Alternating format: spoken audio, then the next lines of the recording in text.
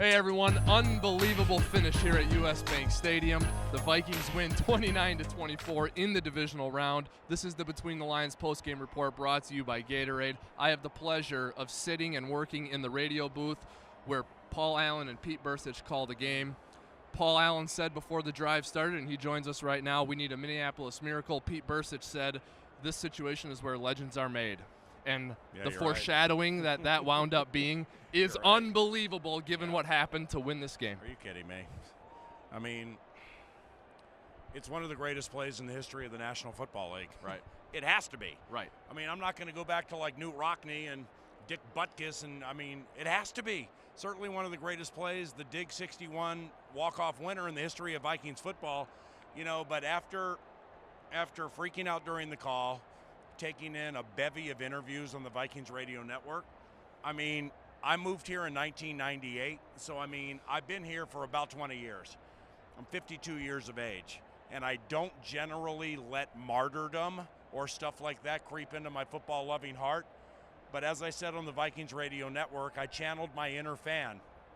This always happens to the Vikings. It always goes against the Vikings every single time.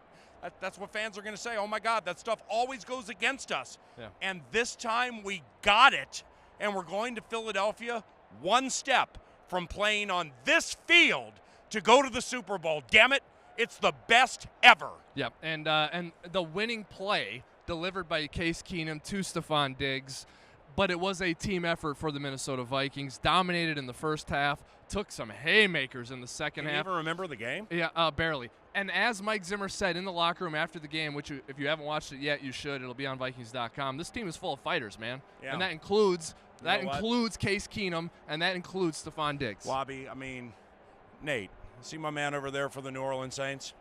I mean, I can't. Who wants to talk trash? Are you kidding me? I mean, that's the dirtiest loss you can ever take. It's got to be worse than 2009, Favre across the body to Tracy Porter, and they walk off on us. I mean, I know it was Bounty Gate and all those crap calls and everything.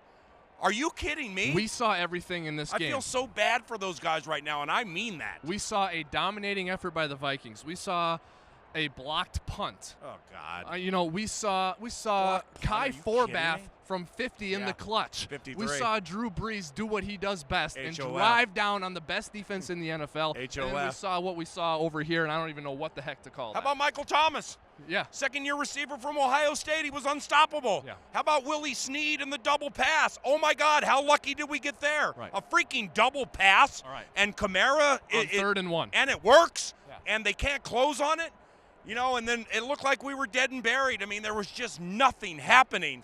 And then this rookie safety, Marcus Williams, I have no idea what he was doing. He was trying to get out of the way so he didn't commit PI. Yes. And then Diggs catches it, and there's nobody behind him. Yeah. And he toe taps the sidelines. It's a Minneapolis miracle. Peel me off the ceiling. I swear to God, I thought I was going to cry.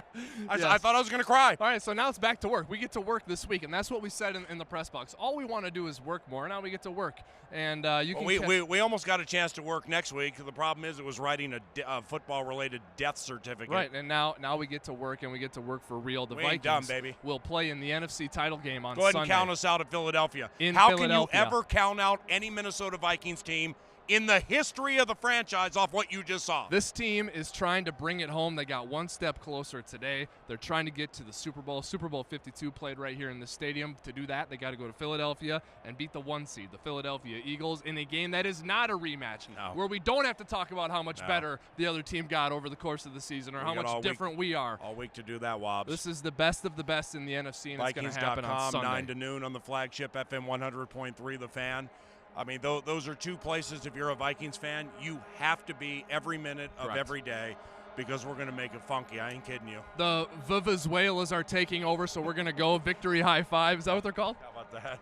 Pretty close. Vuvuzela, maybe. I don't know. Victory High Five is complete. Thank you, Gatorade. I have such a headache Between the right now. Lines postgame report is over. The fun has just begun. Let's celebrate and let's get back to work. Vikings in the NFC title game next Sunday. See you later.